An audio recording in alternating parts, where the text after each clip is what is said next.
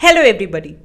क्या आपको पता है ऐसे कौन से केसेस हैं जिसमें अक्यूज को अरेस्ट किया जाता है विदाउट वारंट और किन केसेस में अरेस्ट किया जाता है विद वारंट? क्या प्रोसीजर फॉलो किया जाता है एक एफआईआर को रजिस्टर कराने के लिए?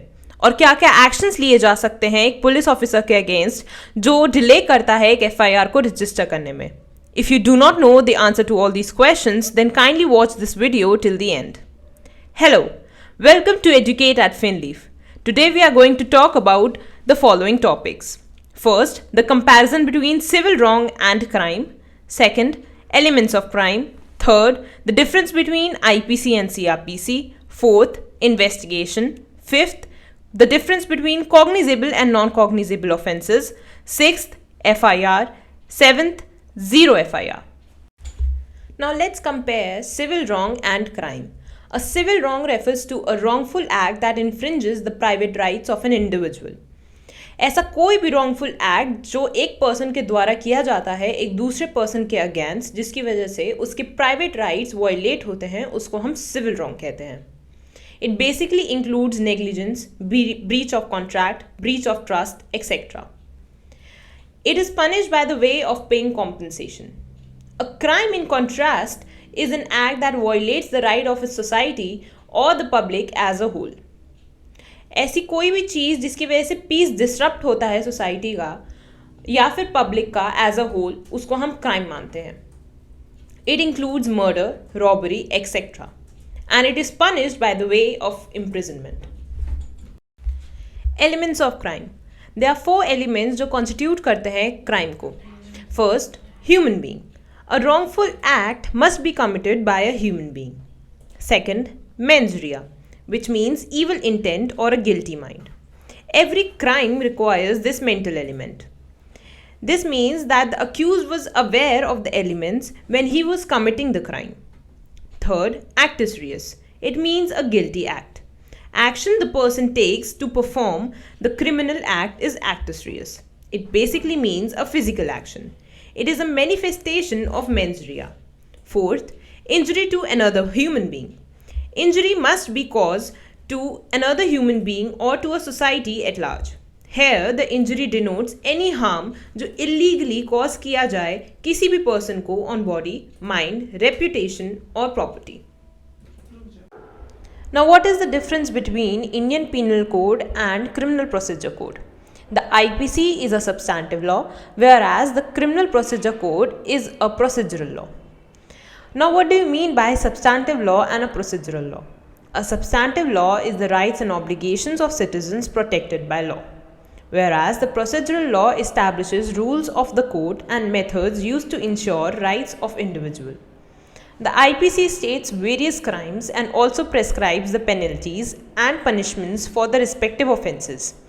It basically means कि जो IPC है वो हमारे को penalties और punishments बताती है offences के against. Whereas the CRPC defines the procedure that the police takes to investigate any violation after having committed any crime mentioned under the penal laws.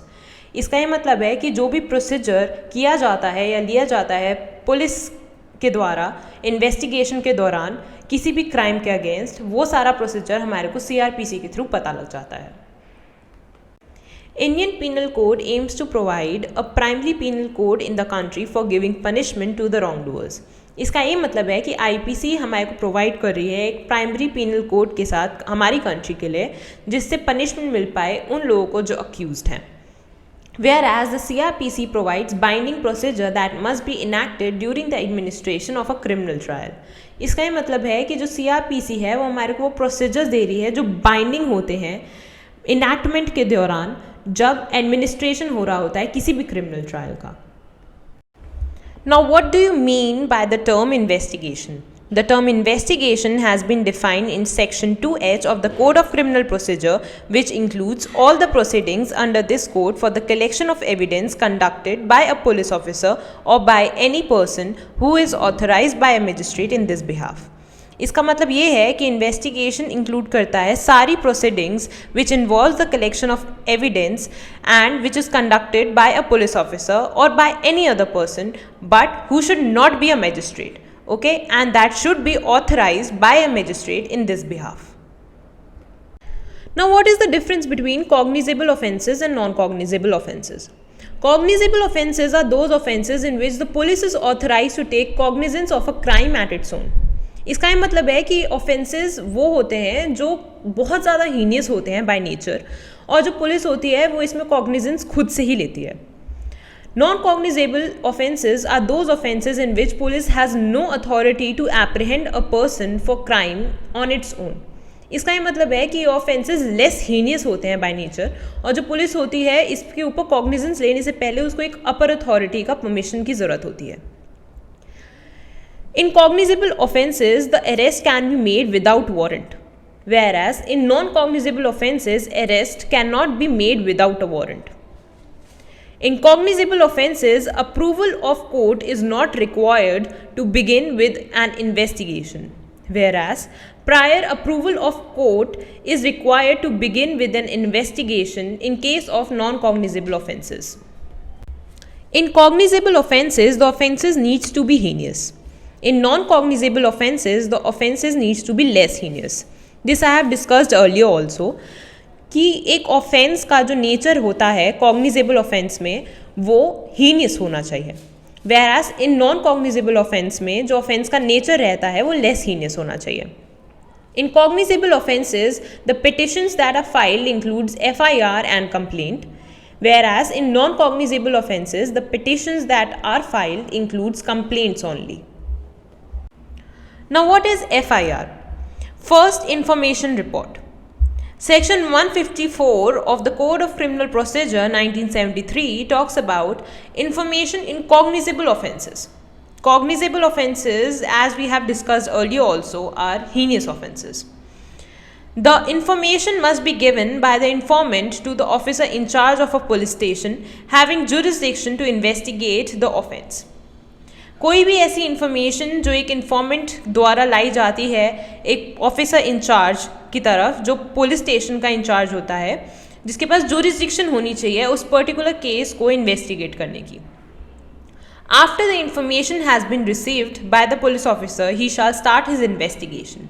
जब वो इन्फॉर्मेशन रिसीव हो जाती है उस पुलिस ऑफिसर को, तब वो अपनी इन्वेस्टिगेशन स्टार्ट करता है.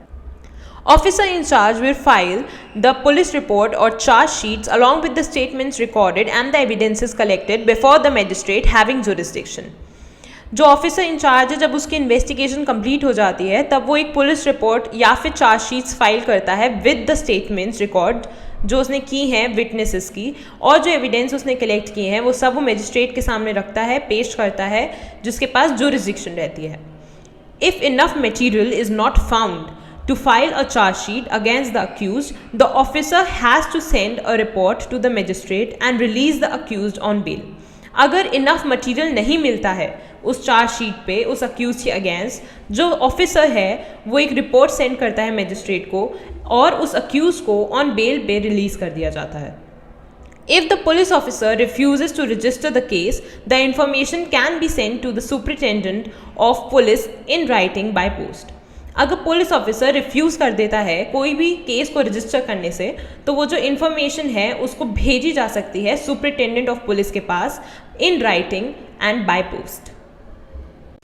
Now last but not the least, let us understand the concept of zero FIR. A zero FIR refers to a FIR that is registered irrespective of the area where the offence is committed. The police in such a case can no longer claim that they have no jurisdiction. एक zero FIR एक ऐसी FIR है जो irrespective of the place जहाँ पे offence commit हुआ है वहाँ पे वो रजिस्टर की जा सकती है. पुलिस अब ये नहीं क्लेम कर सकती है कि उसके पास जुरिस्डिक्शन नहीं है तो वो इसलिए रजिस्टर नहीं कर सकती FIR. यही सेम चीज़ एक केस में एलैबोरेट की गई थी, state of Andhra Pradesh versus Punathi Ramulu. It was held that refusal to record an FIR on the ground of that the place of crime does not fall within the territorial jurisdiction of the police station amounts to dereliction of duty. Information about cognizable offence would have to be recorded and forwarded to the police station having jurisdiction, and such FIR is called zero FIR. जो information है cognizable offence की वो record की जानी चाहिए और वो forward की जानी चाहिए उस पुलिस स्टेशन को जिसके पास जुरिस्डिक्शन है, और ऐसी FIR को हम ज़ीरो FIR कहते हैं.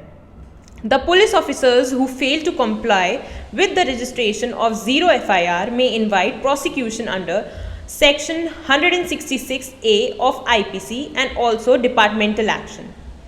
166A of IPC says that police responsible for delay in registering FIR after a victim makes a complaint must be punished with an imprisonment which ranges from 6 months to 2 years. Thank you for watching. Kindly subscribe our YouTube channel. You can also find us on Instagram and LinkedIn. You can also download our app from Google Play Store.